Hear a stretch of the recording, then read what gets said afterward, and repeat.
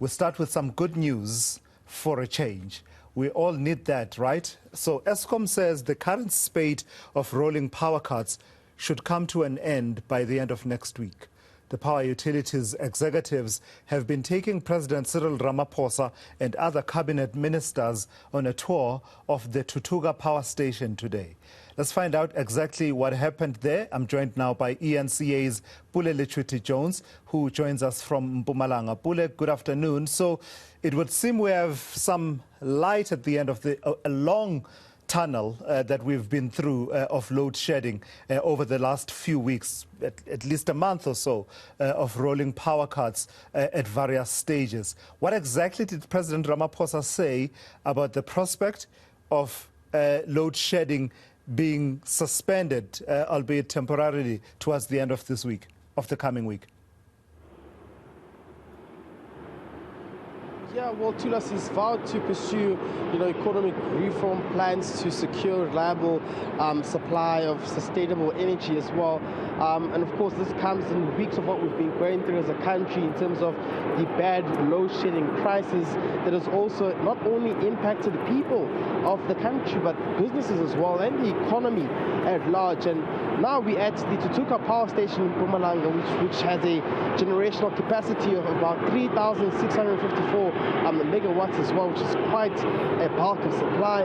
But most importantly, this is one power station that has also been riddled by a lot of challenges, which includes corruption and fraud. This is something that the president has also announced as well. But he's also been made aware that there's quite an urgency that has to be done in terms of dealing with this issue of the energy crisis in the country. Remember, just earlier this week in his newsletter, he spoke about how government had to boldly address the issue of load shedding, and that would also make an announcement in a few days as to what kind of urgent plans will be put in place to ensure that the issue of power cuts is addressed with urgency.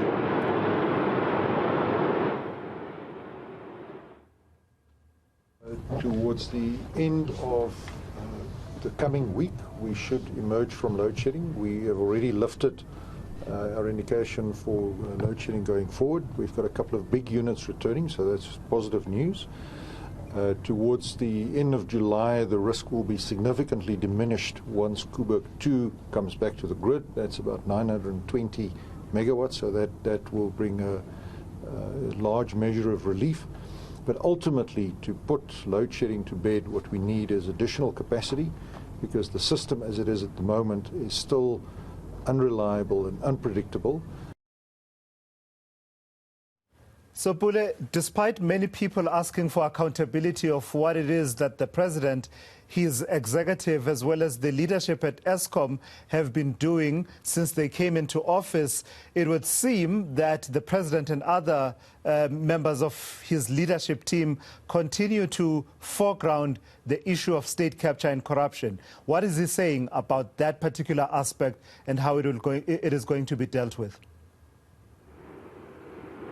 Yeah, I mean, this is something that cannot be, gone without cannot be just go by without being addressed. But he's also mentioned that he's been made aware of some of the reports that has come his way as well by law enforcement agency.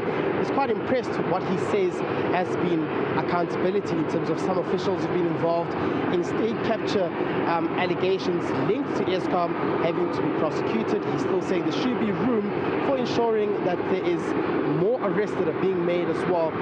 But quite particularly with what has happened at the Tutuka power station and some of the power stations as well, he believes that the task team that has been established before, which of course includes the police minister Bheki Cele, amongst others, will look vastly into the issue of what has been causing some of these sabotage, criminal activities at some of these power stations, and also ensuring that some of the recommendations on Eskom from the state capture reports are being implemented. It's one power state utility that's appeared numerously within some of the state capture reports, and therefore he's called for accountability.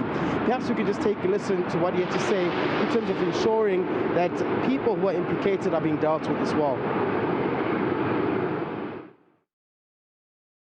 With regards to the reports that I have received, that the Minister and myself and others have received about corruption and fraud, we're pleased that people are being arrested, and those who are involved in acts of corruption are now being arrested, and our law enforcement agencies have started work, and they are going to continue, and that is going to intensify because corruption and fraud and indeed state capture have diverted our intentions to bring about progress in our country.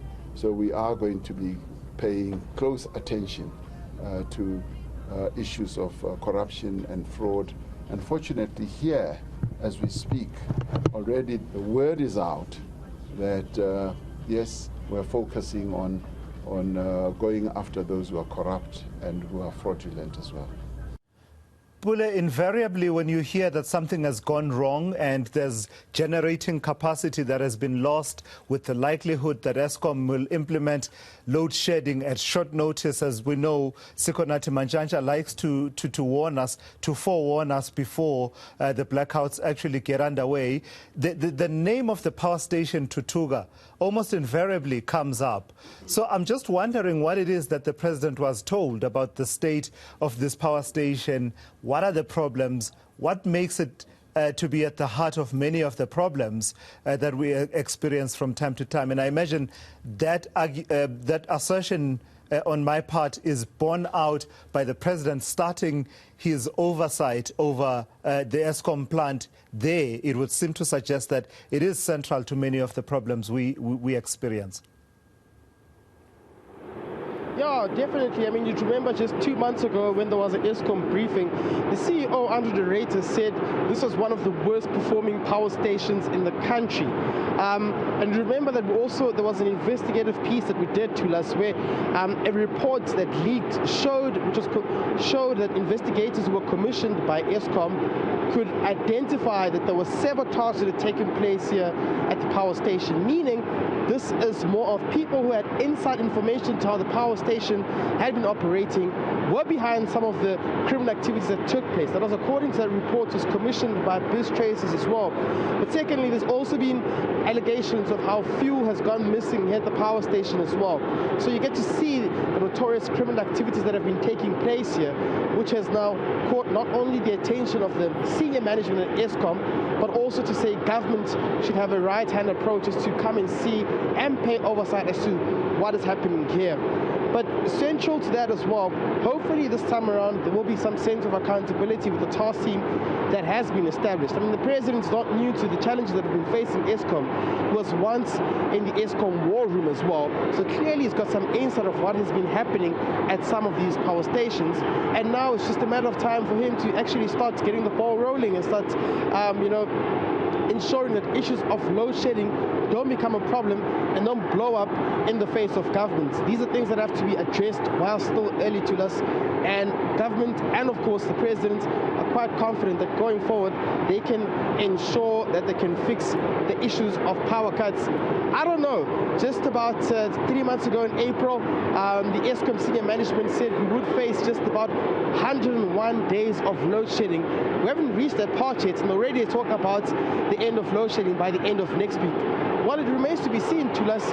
We'll see what happens, and we'll be seeing what kind of solutions Eskom may be putting and what kind of future plans does government have. I mean, they're now talking about Eskom 2.0. These are just ambitious plans that they have, and hopefully we'll see what kind of progressions can be made in the next coming days.